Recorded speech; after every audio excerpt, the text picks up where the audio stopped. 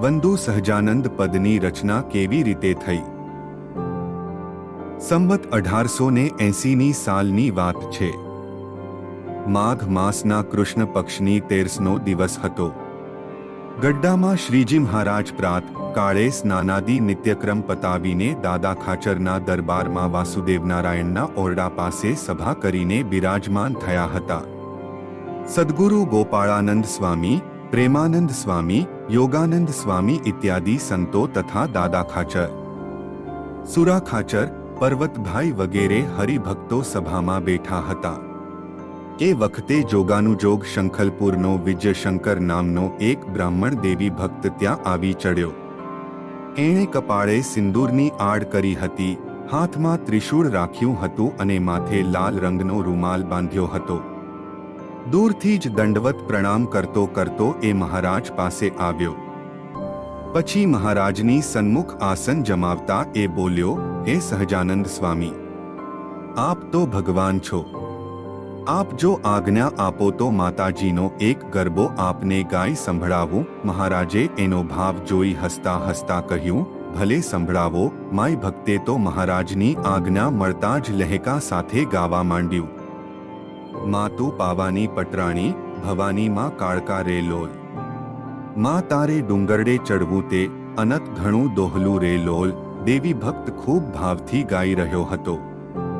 માડી તારા મુખની મરોડતા જોઈ લોભાણું મુખ ચંદા તણું રે લોલ. માડી તારું મુખડું જોવાને કાજ આવે છે કુંવર નંદનો રે લોલ. એની ગાવાની હલકથી ગરબાના ઢાળથી મહારાજ પ્રસન્ન થયા અને તેને શિરપાપ અપાવ્યો. મહારાજને ફરી દંડવત પ્રણામ કરીને તે ગયો.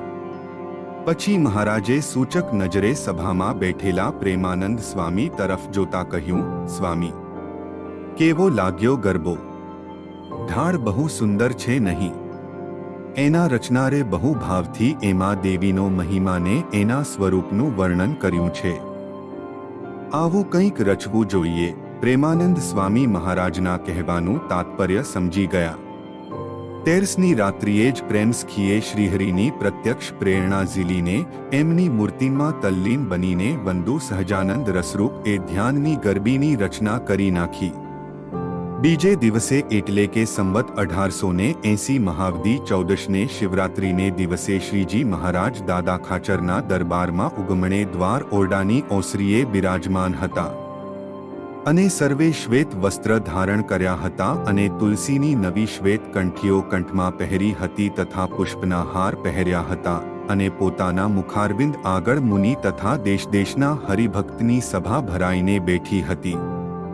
એ સભામાં શ્રીજી મહારાજે કીર્તન ગાવાની આજ્ઞા કરી એટલે પ્રેમાનંદ સ્વામી ઊભા થયા. એમના હાથમાં સારંગી હતી. એમણે મહારાજને વંદન કરીને ગરબી ઉપાડી. વંદુ સહજાનંદ રસરૂપ અનુપમ સાર ને રે લોલ. જેને ભજતા છૂટે ફંદ કરે ભવ પાર ને રે લોલ. સૌપ્રથમ શ્રીહરિની વંદના કરી પ્રેમસખી ધીરે ધીરે શ્રીજી મહારાજના અંગોની શોભાનું બહુ બારીકાઈથી વર્ણન કરતા ગયા. મહારાજના નખશિક સ્વરૂપનું ધ્યાન સહેજે થાય એ રીતે સ્વામી મહાત્મ્ય જ્ઞાન સહિત ભાવપૂર્વક એક પછી એક પદ ગાતા ગયા. સાંભળનાર સર્વે એ રસિક રૂપ નિરૂપણનું શ્રવણ કરતા કરતા અલૌકિક પ્રેમની રસમાધીમાં લીન થઈ ગયા. સૌને થયું કે અમે તો રોજ દર્શન કરીએ છીએ પણ પ્રેમાનંદે પ્રભુને જે રીતે નિહાળ્યા છે તે રીતે અમે ક્યારે અવલોક્યા નથી. પ્રેમસખીએ તો સાચે જ પ્રભુને નિરખીને નૈણામાં ઉતારી લીધા છે, હૃદયમાં સંઘરી લીધા છે.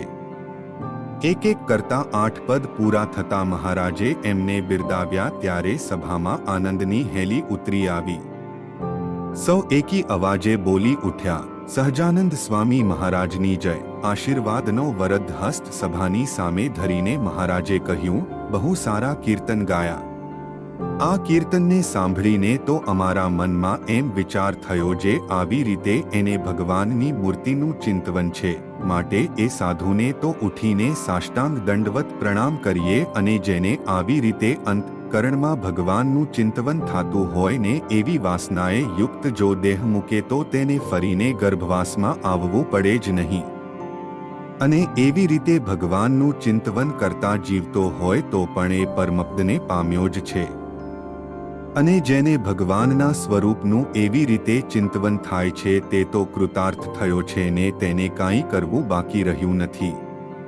આજે તો મહારાજ પ્રેમાનંદ સ્વામી ઉપર અતિ પ્રસન્ન થયા હતા, તેથી પ્રેમસખી સામે જોઈ મહારાજ વળી આગળ બોલ્યા. જેને એ કીર્તનમાં કહ્યું એવી રીતનું ચિંતવન થતું હોય તે તો કાળ કર્મને માયાના પાશ થકી મુકાણો છે, અને જેને ઘેર એવા પુરુષે જન્મ ધર્યો તેના મામબાપ પણ કૃતાર્થ થયા જાણવા. આ વિડિયો ગમ્યો હોય તો લાઈક કરો, શેર કરો અને સબસ્ક્રાઇબ કરો.